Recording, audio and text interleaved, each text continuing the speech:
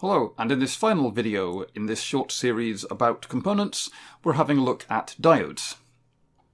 Now you might remember from last time that we were using the Schottky equation, this one for relating the voltage across a diode, that's the V here, to the current through the diode, that's the I there, in terms of a couple of parameters characterizing the diode, the saturation current and the ideality factor, and the charge on an electron, E, Boltzmann's constant, K, and the absolute temperature in degrees Kelvin, T. However, if you compare the predictions of that formula against the behaviour of a real diode, you'll find that it doesn't work very well at higher currents. This is a graph that I've taken from the datasheet of the 1N4148, very popular silicon diode. And as you'll see, it matches the predictions of an ideal Schottky equation, provided saturation current 3 nanoamps, ideality factor of 2, for quite a wide range of currents, up to about 10 milliamps, and then it starts to diverge. And the reason it does that is because there's a parasitic component in the resistor as well. If we want to simulate the behaviour of a real diode, we have to use an equivalent model. And the equivalent model consists of a diode with a series resistor. This. Now, if we do that, and we set the resistor to 1.1 ohms, then you'll see that the actual predictions of this model match the actual behaviour of the diode up to about 300 milliamps. At that type of current going through it, the diode is likely to overheat.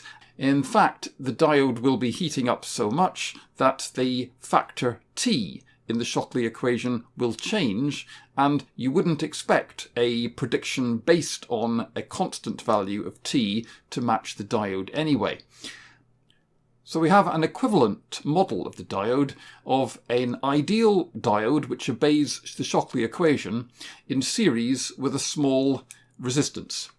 And if you set that resistance to 1.1 ohms, then you'll see that the predictions of this model match the behaviour of the real diode up to about 300 milliamps.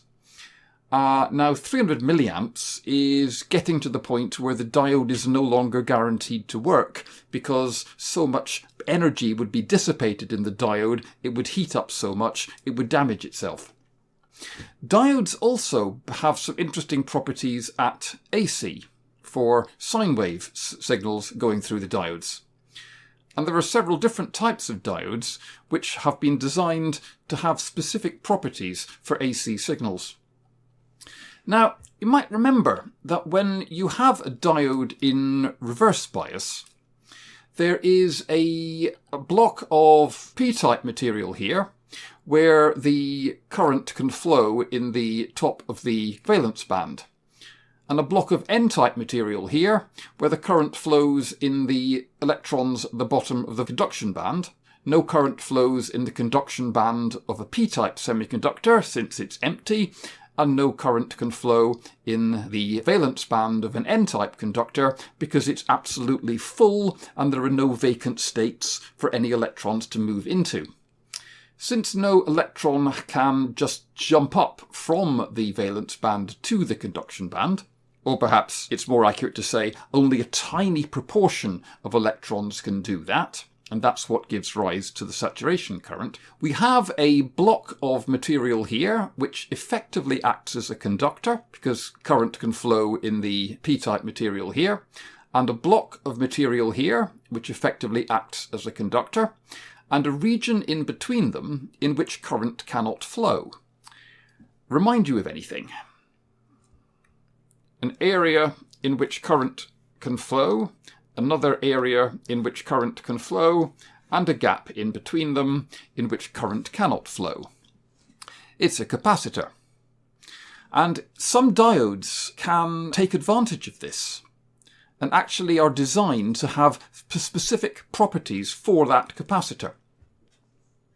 For a standard diode, the kind of PN junction diode that we've seen before, with a P material there and N material there, as the reverse voltage increases, this area in between, in which the electrons at the bottom of the conduction band in the N-type have moved across to fill up the holes at the top of the valence band in the P-type, that area tends to increase. It's called the depletion region. And with more voltage between the N and the P regions, more of the electrons move across from the N-type to the P-type, and this volume here, the depletion region, increases. That means that the gap between the plates of the effective capacitor, caused by the conduction in the N-type and the conduction in the P-type and the gap between them, the effective value of the capacitor decreases because the plates are being moved apart. So we have the case here where we have a component which has a variable capacitance, and the capacitance is a function of the voltage that you place across it. That can be quite useful. It means you can produce, at high frequencies, a variable capacitor which is voltage controlled. And there are components which are specifically designed to be able to do that. They're called Varactors. Pin diodes have not just a block of P-type and a block of N-type, but a block of intrinsic semiconductor, i.e. undoped semiconductor, in between the P-type and the N-type. That means that the depletion region gets very, very large because it fills up all the way from the N-type to the P-type as well. These diodes have very small capacitances, which can be very useful at very high frequency circuits.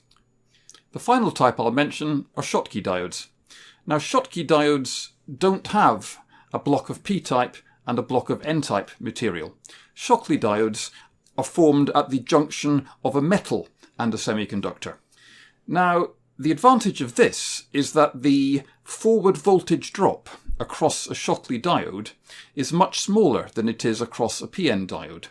For a few milliamps going through a PN silicon diode, you'd expect the forward voltage drop to be around about 600 millivolts. And that's the first guess that we usually make when we're doing a iteration technique to solve the DC circuit conditions of a PN junction diode.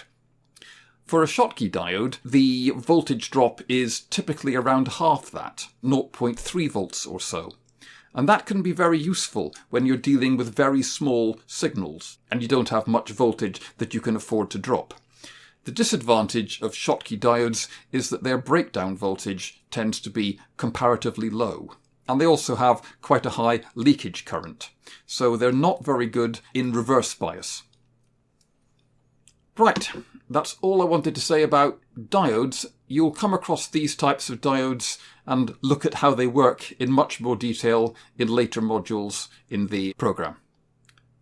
And that brings us to the end of this series of videos about real-life components.